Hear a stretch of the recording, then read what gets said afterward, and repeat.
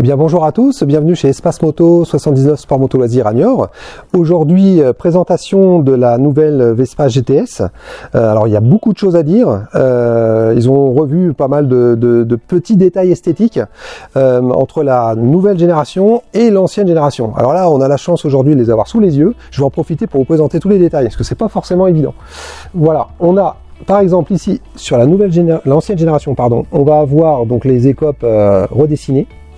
Extraction d'air ici, avec le clignotant avant qui a été redessiné, quelque chose qui c'est flagrant par rapport à la nouvelle, hein. On voit bien, ça a bien été revu, et puis les grilles ont vraiment été modifiées.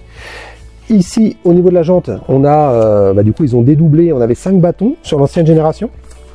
Ici, 5 bâtons, et ils ont revu et corrigé la jante, donc ça c'est un peu plus aéré, hein, ça fait un peu moins mastoc que sur l'ancienne. Si on va au niveau du tablier, alors on a la clé classique a disparu, on se retrouve avec une Smart Key, avec la fonction Backfinder et l'ouverture de coffre. Bien sûr, on a au niveau du commodo, il suffit d'appuyer dessus pour mettre le contact, hein. Alors il faut que la clé Backfinder se trouve à moins d'1,50 m pour qu'elle soit reconnue par le véhicule. Donc ça a été revu, redessiné. Ça a été redessiné aussi. La trappe aussi a été revue, hein, pour l'ouverture, donc la petite boîte à gants, avec toujours la prise USB, hein, ça ils l'ont gardé, évidemment. Si on va un petit peu plus haut, tout ce qui est guidon, tout ça, ça a été revu aussi, donc tous les commodos, ça a été modifié, le tableau de bord, le cerclage, ça a été conservé, mais le tableau de bord intérieur a été modifié. Là, ils ont harmonisé la couleur des poignées et la couleur de selle, ça c'est spécifique aux nouvelles générations. Et ils ont même modifié la forme des rétroviseurs. Alors si on va voir l'ancienne génération qui est juste à côté, c'est là où c'est assez flagrant.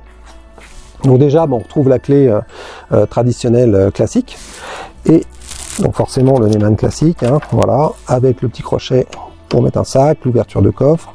On a la boîte à gants, toujours prise USB. Là, on n'avait pas de, c'était pas harmonisé en fait entre la poignée et la selle. On va avoir les commodos classiques ici, donc c'était dans le capotage de guidon. Donc là, on voit bien la différence. On retrouve le fameux rétro tout rond classique, et au niveau même au niveau du phare, ils ont modifié en fait du coup le dessin intérieur des phares. Ils ont même été jusque là, hop, par rapport à l'ancienne génération. Bon, après c'est un détail, on reste sur du LED, on est bien d'accord, c'est un détail, mais bon voilà, ça faut quand même le savoir. Et si on va à l'arrière du véhicule, on s'aperçoit que, hop, je coupe, on a donc le feu arrière qui a été redessiné, l'éclairage de plaque aussi, et les clignotants aussi. Donc ça a été revu, éclairage de plaque revu. Voilà. Donc ça c'est pour les modifications esthétiques. Après, donc ils ont toujours gardé les quatre séries, donc GTS, GTS Super, GTS Super Sport et GTS Super Tech. Ça c'est toujours au catalogue. Toujours 125 et 300 cm3. On va avoir donc 3 couleurs pour la GTS, 3 coloris pour la Super Sport. Pour la Super Sport, on aura 5 couleurs, et puis pour la Super Tech, il y aura 3 coloris.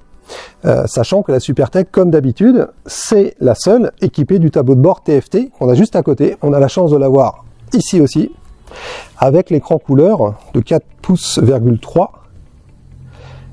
pouces, donc en couleur, avec la connectivité donc smartphone via l'application Mia, qui est une option. Peu importe la version, ça sera une option. Après, on retrouve toujours les codes esthétiques au niveau des coloris. En fait, on va avoir un gris mat sur la Super Tech au niveau des joncs, en fait, hein, tout ce qui était chrome ici, donc avec même chose au niveau du garde-boue, hein. On est sur du gris mat. Alors que sur les classiques et super, on va retrouver du chrome. Évidemment, tout est en chrome, donc c'est ça qui va faire la différence. Et bien sûr, il ne faut pas oublier la Super Sport qui est juste là. Ça fait beaucoup de déplacements, hein. On est dans la chance d'avoir les 3 générations l'une à côté de l'autre.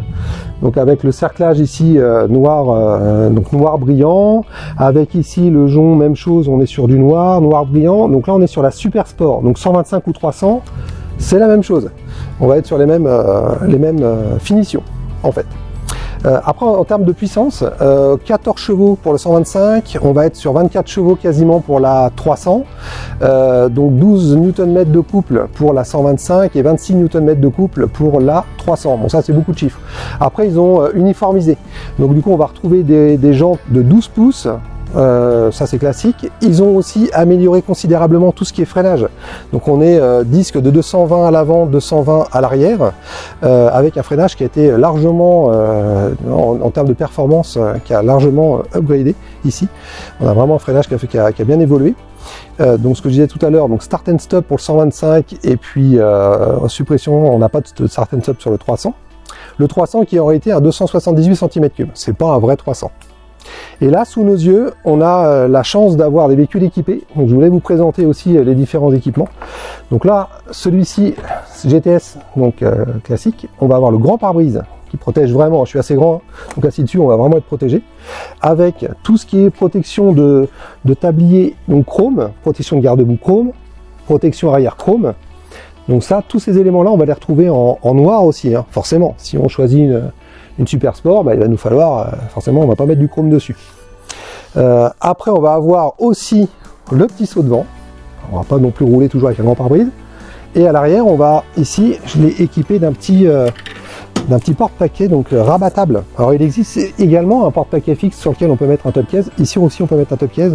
Mais là, si on veut, pour le côté un peu plus, on va dire classique, le côté porte-paquet rabattable, c'est assez sympa, en chrome comme ça. Voilà, alors un point important aussi, je voulais préciser, le saut de vent, pour les personnes qui ont les anciennes générations qui voudraient les équiper, le petit saut de vent qui est ici présent, même s'il paraît en tout point identique à l'ancienne génération, qui est juste là, eh bien n'est pas adaptable. Voilà, celui-ci ne va pas sur le nouveau et inversement, on ne pourra pas équiper. Voilà, ça je voulais le préciser, parce que c'est pas forcément flagrant, comme ça. Et après, donc, ici, on a le top case, où dedans, on va pouvoir mettre un casque intégral. Alors là, j'en ai mis un, on s'aperçoit qu'il y a beaucoup de place. Hein. On peut mettre un casque et plus. Et sous la selle, ça n'a pas beaucoup évolué sur la selle, c'est à peu près la même chose. Là, j'ai mis un casque Vespa, donc c'est un demi-jet à visière. Et on va pouvoir retirer le coffre, comme d'habitude chez Vespa, ou accéder au moteur directement. Où là, on s'aperçoit le châssis. Hein. C'est bien de l'acier. Réservoir d'essence qui est juste là. Ça n'a pas été modifié. Alors 7 litres de contenance pour le 125 et on a 8 litres et demi pour le 300. Un petit peu plus grand pour le 300 avec une consommation entre 2 et 3 litres en consommation sans suivant la cylindrée. Voilà, donc c'est déjà pas mal d'évolution esthétique. Donc le tableau de bord a une partie quand même plus sympathique avec la connectivité Bluetooth, la connectivité via l'application MIA, Android, Apple évidemment, tout ça fonctionne. L'application d'ailleurs est assez sympa, elle regroupe pas mal de choses. Petite info aussi, sur le SuperTech, donc il y a forcément le GPS via l'application, donc en option. L'application. Après, vous avez un abonnement de 3 ans sur le GPS, qui est forcément qu'on peut reconduire au-delà des 3 ans. Voilà pour la présentation de la nouvelle Vespa GTS 2 chez Piaggio. Si vous avez des questions, n'hésitez pas au niveau commentaires à laisser vos questions. Si vous voulez en fait que je vous présente d'autres véhicules, n'hésitez pas aussi à demander, pourquoi pas, on peut. Et puis à liker et à vous abonner, ça permet d'avoir des retours, on sait si ça vous plaît ou pas. C'est important pour nous, c'est important pour nous. Voilà. Et bien je vous dis à bientôt pour une nouvelle vidéo.